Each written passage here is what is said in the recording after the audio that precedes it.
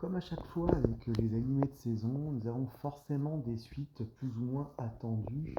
Alors, volontairement, vous vous doutez bien que je n'ai pas commencé par la plus attendue de toutes, Solo Leveling, parce que sinon, vous arrêterez la vidéo à ce niveau-là. Faut quand même faire un peu le time watching quand même sur ma chaîne YouTube. Vous comprendrez aisément que je parle pas de Solo Leveling en premier. Bon, blague à part, on a notre lot de séries pour 2025 avec les suites qui arrivent ou qui sont déterminées ou qui n'ont pas encore de date définie. Je me suis dit que ce serait peut-être pas mal de faire un petit topo là-dessus à présent. Donc effectivement, on va commencer avec un animé que moi, je vais pas dire que je suis passé à côté. J'ai vu la première saison, j'ai pas accroché parce que je trouvais que c'était badass en début. Mais franchement, sur la fin, ça donnait vraiment du déjà vu. Je pensais même qu'on n'aurait même pas eu de deuxième saison. Et pourtant, Disney Plus remet ça avec Ishura saison 2. L'idée, c'est simple. C'est différents guerriers qui sont les seuls à pouvoir battre des monstres qui envahissent une planète, qui sont tous des guerriers surpuissants. Et donc, certains vont prendre le parti de l'Empire, d'autres vont prendre un autre parti qui est celui des humains. Au départ, ça venait d'un ennemi qui était sur une planète et effectivement des gens qui pouvaient les battre. Pour l'instant, ça se transforme, en tout cas en fin de saison 1, on voyait un peu à Game of Thrones différentes horizons se présenter. Et nous avons donc des guerriers au fil de l'eau qui étaient plus ou moins cruels, plus ou moins violents, plus ou moins intéressants, où on avait des vidéos qui faisaient la plupart du temps des one-shots sur chacun d'entre eux, ou effectivement des rencontres entre eux. Effectivement, en termes d'animation, de badassitude, les premiers combats étaient excellents. Les derniers étaient beaucoup plus laborieux et finalement on se rend compte que les personnages, on pouvait se dire qu'il y avait une cohérence, qu'ils allaient tous se regrouper. Bon, ça arrive à mon avis plutôt en deuxième saison, j'ai pas encore commencé à la voir, donc je vous ferai un petit topo dessus. Voilà, moi pour le coup, j'avais pas accroché la première saison. Je vais voir quand même la deuxième comme une curiosité, mais il fallait forcément en parler parce qu'à un moment donné, voilà, c'est une série qui peut-être mérite le détour. Après, nous avons bien évidemment Jinwoo, ça c'est la saison 2 qui est la plus attendue, même si bien évidemment la déception sera toujours la même. On n'a que 13 épisodes, donc forcément il faut se faire désirer. Et ils y arrivent très bien. Moi j'avais déjà vu les 2 premiers épisodes au cinéma, donc forcément j'ai un peu plus de visibilité sur le sujet. Donc je savais ce qui nous attend. Ayant lu l'ensemble des scans, je sais également ce qui nous attend. Toujours pareil, la hype est là, le flow est là. Là, on est bien, c'est encore plus une dinguerie que la première saison. Là, il est vraiment. Il a gagné en maturité, il a gagné également en cruauté, puisqu'en fait, on va dire que. Il s'est adapté au monde qu'il rencontre et qu'il croise. Au départ, il était encore un petit peu humain, il se posait encore des questions. Et là, il se rend compte que par rapport à ce qu'il vit, maintenant, il a une puissance réelle. Il s'en sert, et il s'en sert même très bien. Donc, bien évidemment, je pense que ce leveling, il n'y a pas forcément besoin de déblatérer plus sur ce sujet. Pour moi, ça reste toujours une des masterclass qui arrivent. Donc après, on verra quand les nouveaux arriveront, puisque bon, il y a des nouvelles séries qui doivent arriver dans la même veine. Donc, The Omniscient Reader, par exemple, ou effectivement The Beginning Before the End, si je ne m'abuse, qui sont des très bonnes séries a priori, qui devraient arriver pour la fin de l'année. Bon, on attend la suite. Mais en tout cas, Solo Leveling, bon, écoutez, il n'y a rien à dire. Graphiquement, j'ai l'impression que c'est encore plus amélioré que précédemment. Le flow est là. Notre ami Jinwoo est encore bien plus badass que par le passé, effectivement, que par les saisons précédentes. Donc, forcément, on va être de l'efficacité, on va être du flow. Enfin, à un moment, on va pas se mentir non plus, on regarde pas un animé pour se tourner les pouces. Donc, c'est vrai que Solo Leveling qui parvient très bien. Nous avons également au programme la suite de Dr Stone. Alors, Dr Stone, c'est une série que j'entends pas forcément beaucoup parler sur les réseaux. Pourtant, elle est vraiment pas mal du tout. On est clair qu'on n'est pas sur un manga de fight, on est plus sur scientifique, recréer le monde. Donc là, on est à la quatrième saison qui devrait être la dernière et qui va être sur 3 cours. Donc la question, c'est est-ce qu'on aura les 3 cours cette année? Normalement, oui. Donc ça devrait être la dernière saison. À voir si effectivement c'est bien le cas. Toujours intéressant de voir notre héros scientifique qui est jusqu'au bout des ongles, qui essaie de reconstruire le monde et qui vont essayer de trouver les ennemis qui ont prétifié le monde.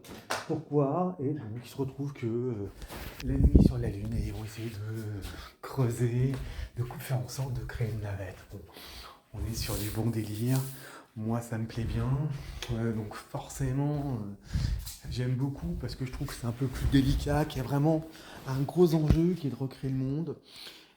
Même si pour certaines raisons, je pourrais comprendre qu'on n'ait pas envie de ressusciter les humains dans certains cas. Oh non, je ne l'ai pas dit, je vais pas lire, on va couper la chaîne YouTube. Donc voilà.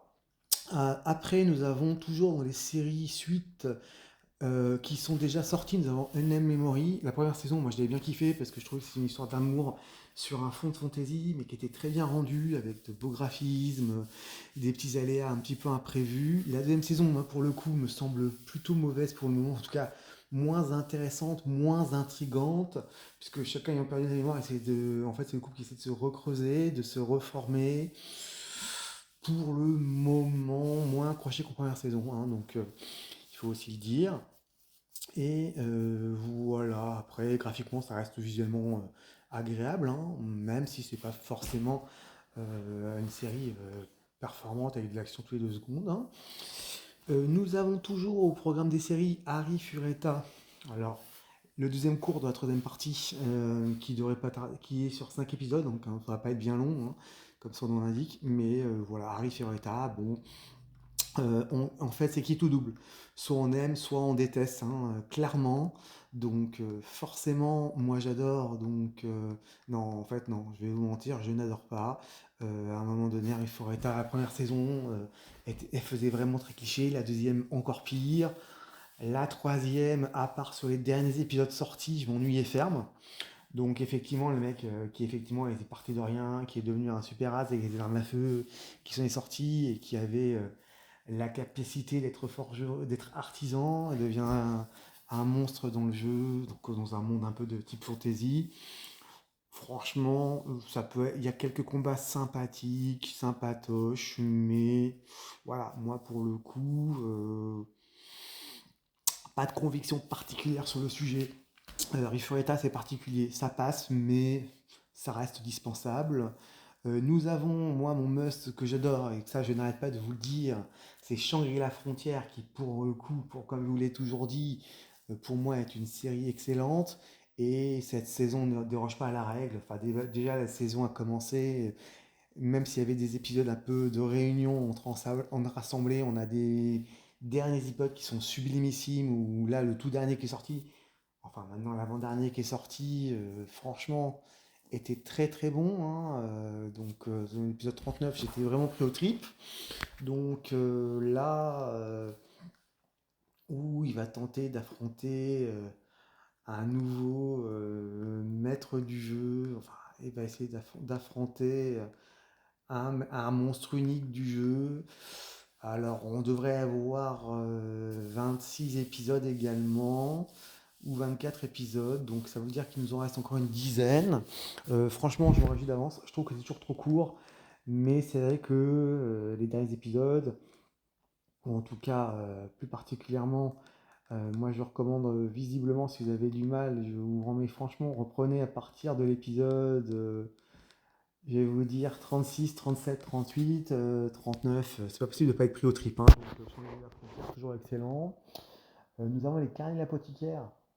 Alors moi, pour le coup, c'est une petite année, je suis complètement passé à côté du phénomène, je dois l'admettre. Maintenant, après avoir vu quelques épisodes, effectivement, je trouve que c'est beau, je trouve que c'est une palette de couleurs, c'est vraiment très dépaysant, donc intéressant également.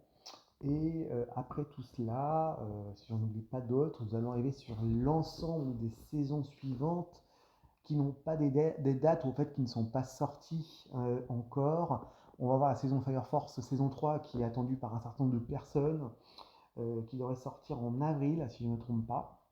Donc des héros qui luttent contre des monstres de feu. Intéressant, ça peut être sympathique, il peut avoir un petit peu. Après, le problème, c'est que ce sont des séries qui datent de très très très longtemps. Donc c'est un peu comme Demon Slayer, on y reviendra plus tard, hein, avec Infinity, enfin même tout de suite, hein, avec son Infinity Castle qu'on devra avoir en septembre 2025, ou comme l'Attaque des Titans en son temps. Pour moi, ce sont des séries qui sont passées en fait.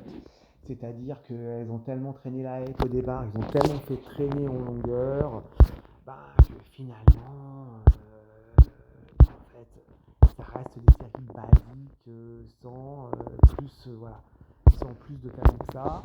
Au final, oui, je suis assez dur, mais c'est vrai qu'à un moment donné, à Kaikitan, on l'attendait, ils ont niché plus combien d'années, on a été super. Enfin, moi, j'ai été déçu à titre perso. Demon Slayer, j'ai l'impression que ça empire avec le temps, alors peut-être que Infinite Castle va améliorer les choses, mais sincèrement, je m'en y ferme. Euh, on va également, dans le même ordre d'idées, c'est vrai que, enfin, j'aurais tendance à dire que même Blue Lock, la saison 2, moi pour le coup, j'ai pas du tout accroché. Donc c'est vrai que c'est beaucoup moins intéressant que le côté un petit peu nouveau. Donc après, à voir. Mais bon, on a toutes ces petites séries qui sont là.